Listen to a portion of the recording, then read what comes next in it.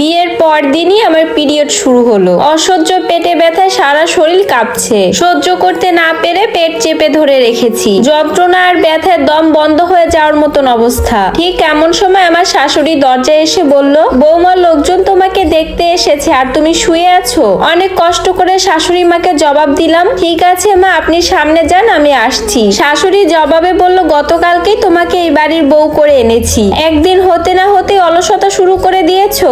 আমি কিছু না বলে মাথা নিচু করে রইলাম। বিছানা থেকে উঠে দাঁড়ালাম। শাশুড়ি মা বললেন, তাড়াতাড়ি বাইরে আসো, জায়ানের চাচারা তোমাকে দেখতে এসেছে। এটা বলেই শাশুড়ি মা চলে গেলেন। আমি অনেক কষ্টে পেট চেপে ধরে রেখে সামনের ড্রয়িং রুমে আসলাম। আমি এসে আমার চাচা শ্বশুরকে সালাম দিলাম। চাচা শ্বশুর আমার সালামের উত্তর দিল আর বলল, বৌমার চেহারা তো খুব মায়াবী, খুব ভালো। তখন আমার শাশুড়ি বলল, তোমার চাচা শ্বশুরকে পায়ে ধরে সালাম করো। আমি শাশুড়ি মাকে কোনোভাবেই বুঝাতে পারছি না আমার প্রচন্ড কষ্ট হচ্ছে। তারপরে অনেক কষ্টে গিয়ে আমি সালাম করলাম। তারপর আমার শাশুড়ি মা বললেন, বৌমা, তোমার চাচাকে চা খাওয়াতে হবে না? আমি আর কিছু না বলে বললাম, ঠিক আছে মা, এক্ষুনি আনছি। এই বলেই রান্নাঘরের দিকে চলে গেলাম। রান্নাঘরে ঢুকেই প্রথমে আমি কিছুই খুঁজে পাচ্ছিলাম না। পরে একটা পাতিলে চা বসিয়ে দিলাম। আমার চোখ বেয়ে কান্নার নোনা জল বের হচ্ছে। একে তো পেটে ব্যথা, তারপরে রান্নাঘরের আগুনের তাপে আমার বেজায় অবস্থা। অনেক কষ্টে চা বানিয়ে আমি রান্নাঘর থেকে ড্রয়িং রুমে এক পা দিতে আমি মাথা ঘুরে পড়ে গেলাম। ড্রয়িং রুমে বসে থাকা আমার শাশুড়ি দৌড়ে আসলো। এরপর আমাকে ধরে আমার রুমে নিয়ে গেল। কিছুক্ষণ পর জ্ঞান ফিরে দেখলাম আমার ঘরের রুমে আমি বিছানায় শুয়ে আছি। শাশুড়ি মা আমার মাথায় হাত বুলিয়ে দিচ্ছেন। আমি উঠতে চাইলে শাশুড়ি মা বলল, পড়ে গেলে কিভাবে? তুমি কি অসুস্থ? তখন আমি ওনাকে পিরিয়ডের সত্যি কথা বলতেই ইতস্ত হতে লাগলো। তখন আমি মাথা নিচু করে রইলাম, মা, হ্যাঁ আমি অসুস্থ মা, আমার পিরিয়ড চলছে। রান্নাঘরের গরমে হঠাৎ মাথাটা চক্কর দিচ্ছিল। শাশুড়ি মা বললেন, সেটা আগে বললেই তো হয়ে যেত। আমি কাপা কাপা কণ্ঠে বললাম, আসলে মা, বলতে লজ্জা লাগছিল তো তাই। শাশুড়ি মা রেগে গালে চড় বসিয়ে দিয়ে বলল, লজ্জা চলে যাবে পাজি মেয়ে। একথা বলে সে আমার রুম থেকে চলে গেল।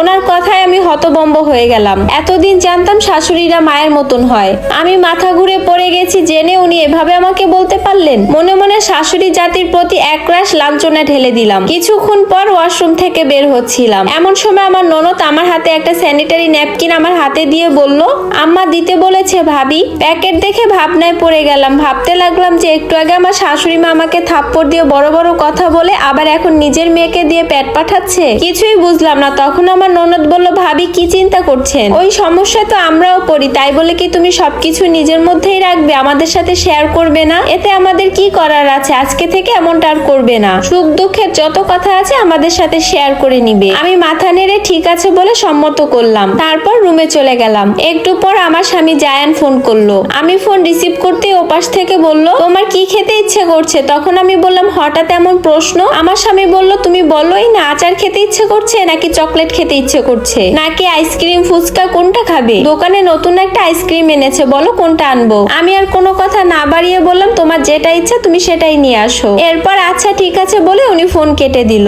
তারপর কেন জানি মনের মধ্যে একটা শান্তির বাতাস বইতে লাগলো। রাতের বেলা আমি বিছানায় শুয়ে রইলাম। আমার স্বামী জায়ান 2 হাত ভর্তি খাবার নিয়ে আসলো আর আমার পাশে এসে বসে বলল, কি হয়েছে তোমার? আমি অনেকটাই ভাব নিয়ে বললাম, আমার আবার কি হবে? আমার স্বামী বলল, না মানে হঠাৎ মা ফোন করে বলল, বৌমার যা যা খেতে মন চাচ্ছে ফোন করে বউয়ের কাছে জিজ্ঞাসা করে তুই কিনে নিয়ে আয় এক্ষুনি। আরো বলল, মেয়েটা সবাইকে ছেড়ে আমাদের বাড়িতে এসেছে, ওর এমনিতেই মন খারাপ, তার উপর আবার অসুস্থ।